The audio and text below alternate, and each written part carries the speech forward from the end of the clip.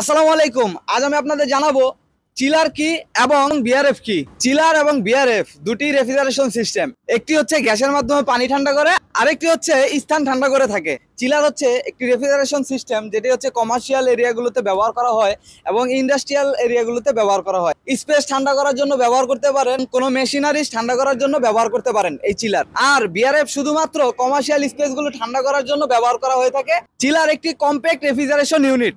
Compact কেন বলতেছি, এই চিলারে আপনার পানি আসবে, ঠান্ডা হবে, দেন হচ্ছে আপনার স্পেসে চলে যাবে বা মেশিনারিজে চলে যাবে মেশিনারিজ ঠান্ডা করার জন্য।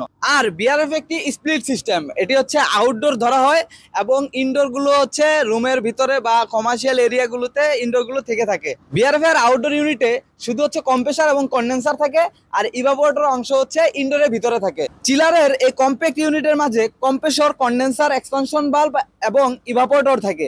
ইভাপোরেটর হিসেবে সেলেন টিউব থাকতে পারে বা বিপিএইচই থাকতে পারে। যদি এয়ার কুল কন্ডেন্সার হয়ে থাকে তাহলে তো এই চিলারের মাঝেই থাকবে, আর যদি ওয়াটার কুল কন্ডেন্সার হয়ে থাকে তাহলে হচ্ছে সেলেন টিউবের ভিতরে কন্ডেন্সারটা থাকবে। কন্ডেন্সারটা ঠান্ডা করার জন্য একটি কুলিং টাওয়ারের প্রয়োজন হবে।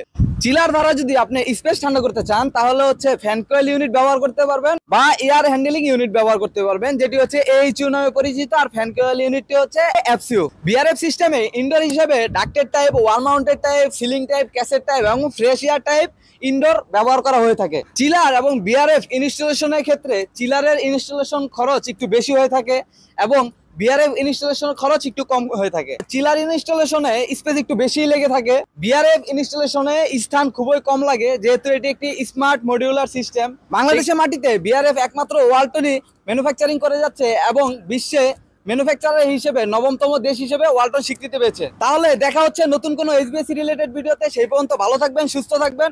আল্লাহ হাফেজ।